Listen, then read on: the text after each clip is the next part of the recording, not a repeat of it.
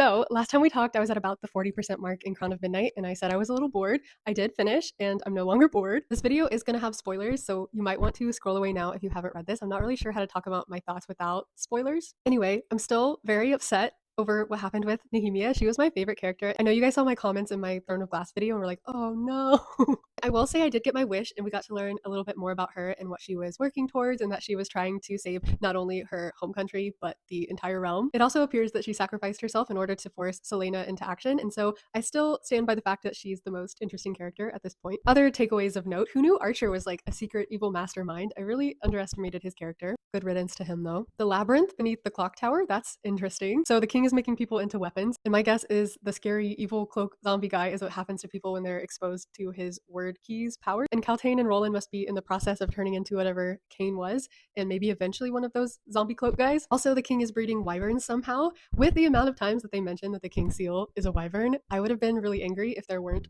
wyverns at some point. But does that mean that we're going to get dragons? Because there has to be something stronger than a wyvern to defeat them, right? So, Selena is Fae and also the Lost Queen of Terrassen Island Galathanias. Please correct me if I'm not saying that correctly. I don't want to look it up and like spoil things. I won't lie, I did call this pretty early on. Here's proof. I think she was just way too confident that the group raising an army in Island's name was not actually led by Island. But I'm really excited to see how everything plays out, especially now that we're finally leaving the castle and going to Wenlin, where apparently there are still Fae or Fae sympathizers. Speaking of which, Kael really blew everything up there in the end. I'm really interested to see if this book is Kael's villain origin story or if he ends up being a good guy. Selena really info dumped a lot on him in the end, so I think this is kind of a turning point for him to decide whether he's going to actually go against the king or not. Selena loves to mention that he is unfailingly loyal, and that's like one of his best qualities. I don't think that that's going to age very well at this point. I am going back and forth on how I feel about him though still, but I think that's because he is so wishy-washy. It's definitely raising my red flags that he can't seem to stay consistent on whether or not he trusts Selena, and that he keeps making decisions for her in like her best interest. I don't think that's ever a good sign. Dorian having powers is an interesting development though. I'm wondering if the king knows if the whole reason that he has powers is because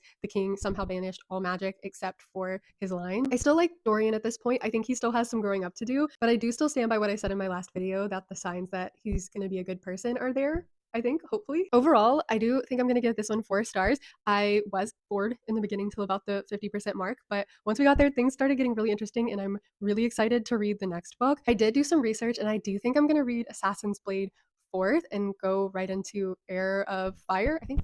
Yeah, Heir of Fire. It sounds like as long as I read Assassin's Blade before Queen of Shadows, I'll be okay, and that maybe whatever happens in Assassin's Blade will be more fresh on my mind for Queen of Shadows, so I think that's what I've decided to do. Yeah, so next I'll pick up Heir of Fire.